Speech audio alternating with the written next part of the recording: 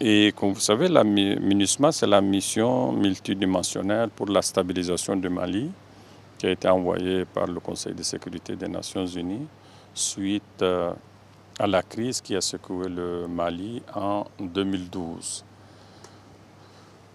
Depuis lors, nous avons facilité les élections de 2013 qui nous ont permis de rétablir l'ordre constitutionnel. Nous avons pu, en juin 2015, faire aboutir un accord pour la paix et la réconciliation au Mali, qui est appelé Accord pour la réconciliation au Mali, issu du processus d'Alger. Cet accord, malgré les retards qu'il a connus, continue à faire son chemin.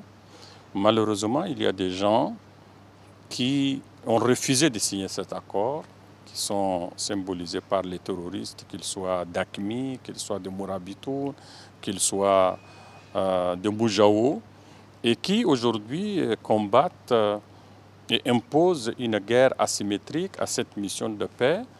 Ils imposent aussi une guerre asymétrique aux forces armées maliennes.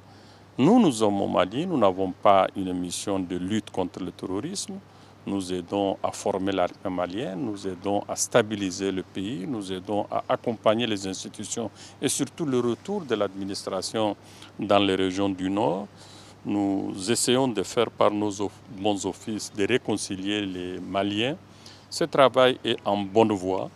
Et donc, nous sommes aujourd'hui à la veille d'une échéance extrêmement importante qui sont les élections présidentielles le 29 juillet 2018.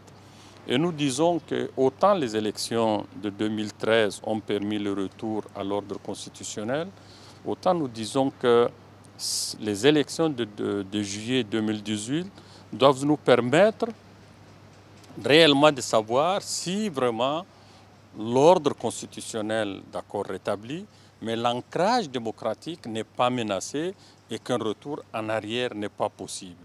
Comment faire pour que ces élections se déroulent dans une atmosphère la plus apaisée possible, la plus consensuelle possible, mais aussi des élections crédibles qui feront en sorte que les résultats qui seront issus puissent être acceptés par toutes les parties et qu'on ne tombe pas dans une crise de post-électorale.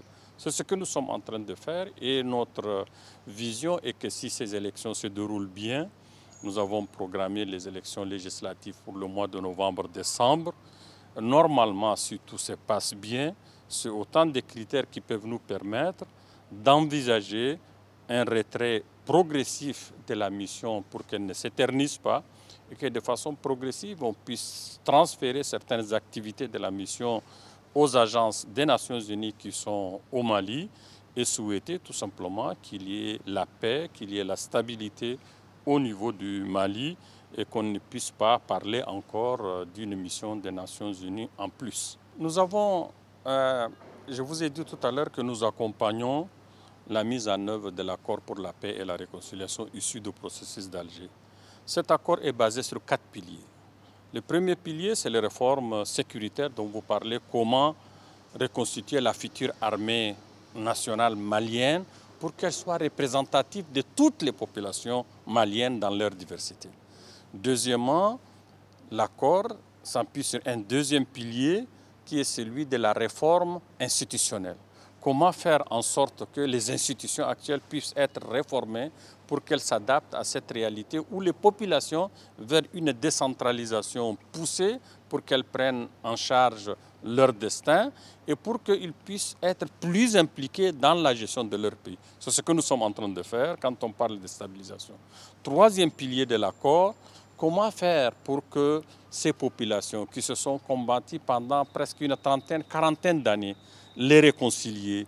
Et pour pouvoir les réconcilier, on a créé cette commission vérité et justice et réconciliation qui va diagnostiquer tous les problèmes qui ont été à l'origine du mal. Comment l'extérioriser ce mal et au-delà de ça, faire une justice, condamner ceux qui sont coupables et réconcilier les Maliens.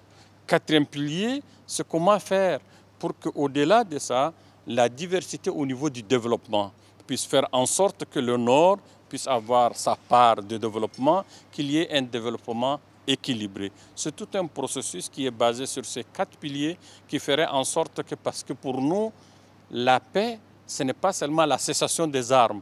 La paix, c'est tout un processus, il se construit dans la tête. Au niveau des esprits, comment les Maliens vont briser ces barrières psychologiques qui les ont tant divisés, comment faire qu'il y ait l'écart entre le nord et le sud puisse être aménagé pour qu'un développement harmonieux puisse se passer et pour que, au niveau du partage de pouvoir, au niveau du partage des richesses, que chaque Malien se chante chez lui. Voilà un peu, si je décline, ce que nous avons commencé, qui ne va pas s'arrêter. Même après le départ de la mission, je crois que les Maliens vont se l'approprier parce que c'est leur accord et je crois que c'est ça qui va faire une paix durable au Mali. D'accord, monsieur le ministre. Oh, Une question, c'est que vous avez dit tout à l'heure que la lutte antiterroriste ne figure pas parmi les attributions de la MINUSMA. ouais. Et pourtant, la MINUSMA est, si on veut, la mission la plus Meurtrière. voilà, des missions de l'ONU dans le monde. Ouais. Donc, qu'est-ce que cela révèle? Et est-ce qu'il faudrait continuer à rester dans cette position de non, de pas de lutte Terroriste. antiterroriste? Oui, ça c'est la doctrine onusienne. Hein. On appelle mission de paix. Elle ne vient pas pour une lutte antiterroriste. C'est pour cela qu'il y a l'opération Barkhane qui, contrairement à ce que tout le monde pense, est une mission certes française, mais elle est sous mandat des Nations Unies parce qu'elle a une autorisation du Conseil de sécurité des Nations Unies qui lutte contre le terrorisme. Mais il y a la nouvelle initiative symbolisée par la force conjointe G5 Sahel, qui est une initiative de la sous-région et qui a pour mandat, évidemment, même après la fin de la mission, après le retrait de Barkhane, qui, elle, va s'occuper de la lutte contre le terrorisme. Mais, au-delà de tout cela, la vraie lutte contre le terrorisme, la vraie lutte pour la sécurité du Mali doit revenir aux Maliens eux-mêmes. C'est pour cela que nous nous concentrons beaucoup à aider les forces armées maliennes à se former, à s'équiper, parce que finalement, l'intégrité territoriale du Mali, la sécurité au Mali relèvera des forces armées maliennes et nous aidons à les reconstruire. Et comment se préparent les élections au niveau de l'ONU, de la mission de l'ONU au Mali? Bon, nous accompagnons les élections parce que vous savez, au niveau du Nord, il n'y a pas une présence du gouvernement malien. Donc nous essayons de sécuriser les zones pour permettre des élections. Nous aidons à transporter le matériel électoral, nous aidons à transporter les leaders politiques qui veulent faire campagne et nous aidons au niveau de l'expertise pour corriger le code électoral. Nous avons déjà aidé les Maliens à trouver un code électoral consensuel. Nous les avons aidés à ce qu'il y ait des cartes d'électeurs biométriques. C'est autant de choses que nous avons favorisées en amont pour que les élections, justement, puissent se dérouler dans une ambiance apaisée et consensuelle.